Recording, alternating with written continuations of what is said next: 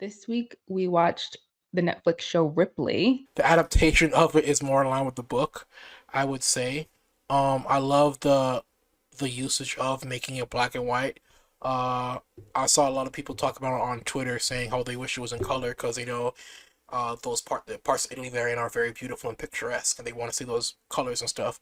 But I do think grounding it in black and white really makes you focus in on Andrew Scott's performance in his portrayal of Ripley. 'Cause I do think if we were, straight about how beautiful Italy looks, you wouldn't really, pay attention. Like to me, the Andrew Scott's portrayal in this project so far really takes me back to why I was first interested in him as an actor in the first place, where he plays really good villains who gets under your skin. He has a really good sinisterness behind him, but I also love the fact with and playing Tom Ripley, there's also a bit of bumbling buffoon, a bit, behind the scenes. Like in watching the show and some of the things Tom does, you could tell he really doesn't really think a step ahead, you know, for potential outcomes of what he's doing. He just instinctively does it and then has to try and lie and try and sneak his way through. Like somebody describes his performance in this as like very reptilian, and it's very spot on. Robert Elswit, who did the cinematography for the show, fantastic. Like it looks incredible. Like, and it's amazing because it's like you have locations like Italy and like really the south of Italy, so very beautiful. Like you could have just gone color and just shot the scenery for what it was, but the fact that they did do it black and white and it still looks so good is just like a testament to I think the vision of Steven and like how they wanted to tell the story. I like that Andrew Scott brought that kind of maniacal thing to this character in a way that like maybe Matt Damon kind of did, but like I think the difference also is because when Matt Damon played the character, he was very young, and obviously Andrew Scott is an older man. So I think you can kind of almost get on board or at least get on side with like a young kid trying to make it, trying to figure out his way in the world. And he just ends up doing like really bad things versus like an older person who from episode one, he's an established like con man. So like, like he's kind of been doing this for a long time. So maybe there's like a detachment, not really caring about human beings or anything like that, being very opportunistic. That's just a testament to Andrew Scott's performance. Like he is top of the bill. He's Ripley. Like he is the dude, and it makes sense. Like he knows how to play these kind of characters. Like he gives them a lot of depth to where you're like, I don't really know why you're doing this. Like I know your living situation isn't good, but you're like an established man. Like you could have been working. Like it's not like I'm sure there were some opportunities out there, but you're choosing to do this, which makes it that much more frightening, in my opinion. I think Matt Damon's really comes off as a little more the youthfulness, exuberance is there, so he comes off a little bit more charming. Yes. Than Andrew Scott's portrayal. Andrew Scott's portrayal comes off a lot more withdrawn and detached. So in these scenes where he has to charm people, he is continuously bumbling and failing. And I find it interesting because the fact that when you look at when he's being introduced to a lot of Dickie's friends, once he goes to Italy, Dickie's the only person who cannot see that this guy is a is bumbling. He can't get it together. His Tom has like zero social skills. A lot of his anger and is directed towards a Dickie as far as there's kind of a longing for a relationship, those kind of Mm. emotions, and it kind of turns toxic, and that's where we kind of see Andrew Scott Ripley really go full in with his murder scheming spree. Like it's basically a you don't love me the way I do, unrequited love kind of situation turned toxic. There's an interesting thing I like about the show so far is the fact that if you're like us, you usually like to use a lot of subtitles when you're watching. It doesn't translate every single Italian, all the Italian that's spoken on screen. So it's kind of putting you in the mindset of Tom in those situations because he doesn't know a lot of Italian.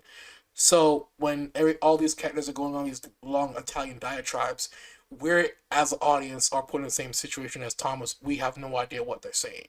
So I love that technical touch from Netflix on that side as well. These stories, especially recently, like The Mm. Menu, that other movie, Triangle of Sadness, like there's a lot of recent stories about rich people getting taken down a peg or two Yeah. because maybe, I don't know, post pandemic. Like, I think that kind of exposed a lot of things for us. Yeah. And so I'm sure there is some type of wish fulfillment of like watching this man con these people out of their money and then kill them. Like, like There I'm is. sure There is. there is. I'm sure there is. The movie was a lot more stylized and sexual in a way, if that's the best way to describe it. Mm, They hit more on the idea that there's like a triangle between the three of them, and it's clear if you read mm, the book that there is not a triangle. Like it's clear that Marge really does not like Tom, and the movie kind of goes, no, we're gonna sell the young sex apart and that kind of part.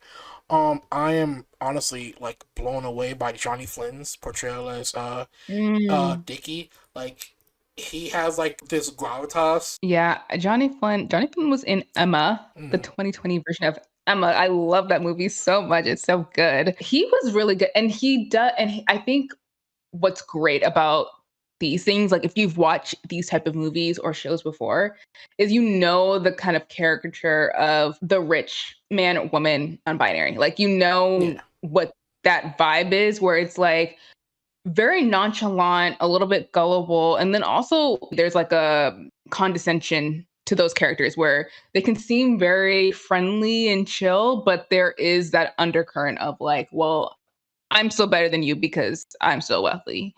And what's interesting to me about this is that like even if Ripley or because Ripley, got away with all of this stuff, the people in that world, they know their people. Like, they speak the same language, they have the same subculture. So even if you try to integrate, it doesn't usually work because people can kind of sniff you out. But I really think that Johnny played that so well with Dickie. And I think Jude Law played him very like extra. Like he was a womanizer and he was just rambunctious and just doing a lot. And I feel like Johnny's portrayal of Dickie, which is much more subdued and like trying to be kind, but also like, who are you and what are you doing here? And like, don't be obsessed with me, but be obsessed with me kind of vibe. I think he did that so well. Dakota Fanning has always been great. Like Dakota Fanning has always been that girl. And I'm very happy to see her back doing more stuff. Like she does stuff, but like it's stuff it's that you were probably not seeing. yeah. So I thought the casting was really good in this. I feel like everyone kind of really stepped into these characters and Mm. redefined what they were and made them a lot more compelling. I want to know how a modern version of that would work though. Would it be really pulled off? Talented Mr. Ripley. I feel like tech would have to be a huge part of it, Mm. right? Because like, how else would you be able to do it in this day and age? It would have been interesting if they did that. Like if they updated it to present day, Mm. that would have been interesting. Yeah, I I mean, feel you. I would have been interesting to see like what that would look like. because what nowadays, we're more reliant on like I guess the social security cards if we're here in the States, I guess, but internationally it's still passport and ID, but everything is still interconnected. I don't know. It'd probably work if he was like it was still stateside. It would still probably still work because you could just go to a bank and say this is my social security card and open an Mm. account. I don't think it would work as well internationally though. I don't know. I don't know. I'm Yeah, I curious don't know about it. about that. Yeah. But that would be interesting. Did you like that clip?